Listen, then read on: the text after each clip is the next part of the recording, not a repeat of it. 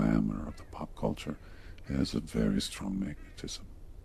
The access to their intuitive wisdom is seldom found once the child creates their social persona or protective mask that they wear, which gives them a corridor to retreat from the responsibility of higher awareness and purposeful energetic contribution. There are some children and young adults that break this conditioning of the social and cultural order, but not in high numbers or ratios. It's done by the few who have strong blueprints, missions, and inner guidance to access this intuitive wisdom and utilize it for the grand awakening. Now, more to your point, the future is bright because the intelligence of the human race is being intensified in the coming years like never before. This awakening or access to the higher order intuitive knowledge is precisely what many of the children of today are here to reveal. With this access comes new inventions, innovative solutions, new ways in which humanity will solve the problems of energy, poverty, its governments, disease, and resource distribution. It's not to say that these problems will be overcome in a matter of a few years, or when 2012 rolls around, all will be well with the world. No, it will not happen that way. It will happen more gradually. But the critical mass, the re-engineering of the human grids upon which we depend for our inner connections to spirit, these will be brought to a new level of creativity and cooperation, whereby the human and divine agendas come into a more, let's say, a new and a higher harmony. And in this harmony, positive change will take hold. Mm-hmm. What about all the prophesied disasters like nuclear wars or earth changes like floods and earthquakes and pole shifts, to name a few? Do these still loom in our future before the good times can roll, so to speak?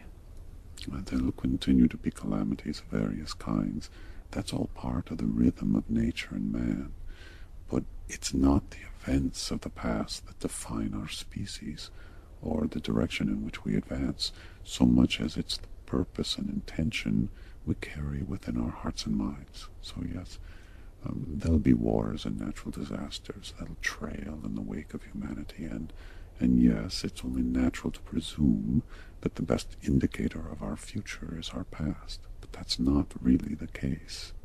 Prophecy often neglects the finer energies of the human heart and mind, and instead is informed by the mistakes and disastrous judgments that we see materialized in our history books. There's a primal coherence that makes possible the gradual appearance of the bridge between Creator and creation. As this bridge materializes in the coming years, it will widen so more and more people can cross it and feel the vibrational influences of their Creator moment by moment, whenever they choose to touch in. It's like the lifting of a fog that separates one identity from another, and despite all the evidence to the contrary, the future of humankind is as bright as a star and even more enduring. I think that was more positive than I expected.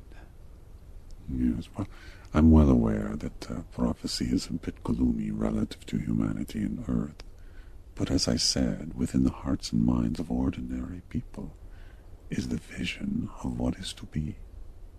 Even if we can't articulate it or grasp it with our minds, we nonetheless emit this vision and purpose, and it goes out as a powerful imprint, forming the future of humanity, like a great sculptor who wields galaxies like a hammer and chisel.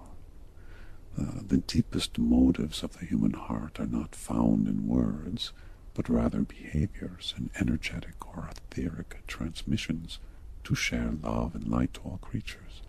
These are the muscles and limbs of the great sculptor or collective being.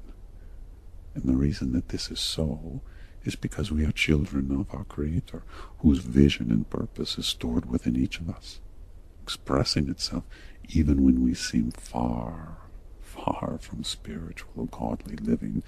We cannot turn this off any more than our sun can choose not to shine.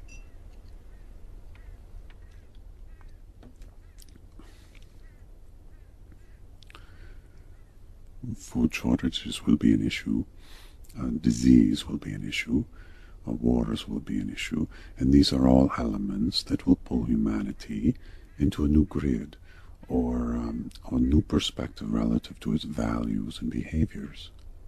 But the deepest motives, even when they're forgotten or ignored, remain as the collective signature of humanity.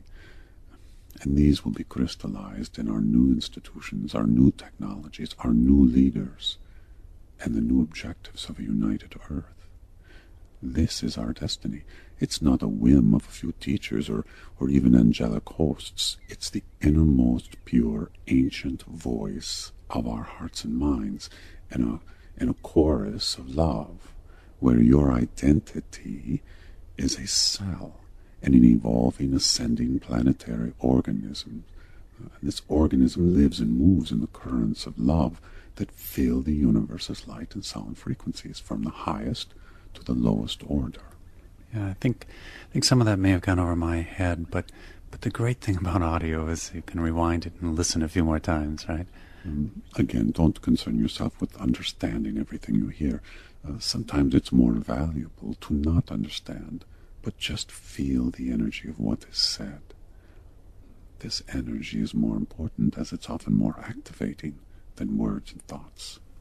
Okay, I'll do my best, but let's switch topics for a moment. I realize the heart has always been a factor in the Wingmakers materials. It just seems like it's taken more of a center stage in the Event Temple site. Can you explain the reason for that, James? Yes, it's true that the Event Temples is more focused on the heart center, but then the heart and mind are the key elements of the human instrument. And in the Wingmakers materials, the mind was addressed more fully, and in the Event Temples, I suppose the focus was more squarely on the heart as a means to provide balance. But even in the poetry and art and music of the Wingmakers materials, there is abundant reference to the heart and its central role in human activation and accessing the higher self. You see, the heart and mind are like two sides of the same coin. And by the way, when I say heart, I really mean the human emotional and intuitive system. And when I say mind, I really mean the consciousness of the sovereign individual, which includes the physical brain, a nervous system, and associative mind consciousness. So with those definitions out of the way, the heart is the portal of the human instrument that enables it to feel the currents of love that flow in and around every individual at all times. It's back to that antenna and transmitter I spoke about in our first session. It's really a sensory system that enables that feeling of connection to others and our mutual creator. The mind, however, is a powerful perceiver in many ways, though it kind of gets entangled with the ego personality and the social conditioning of the small story in which culture lives. So its power can be vastly diminished. The ideal is to have both the heart and mind operating in harmony as both receptors and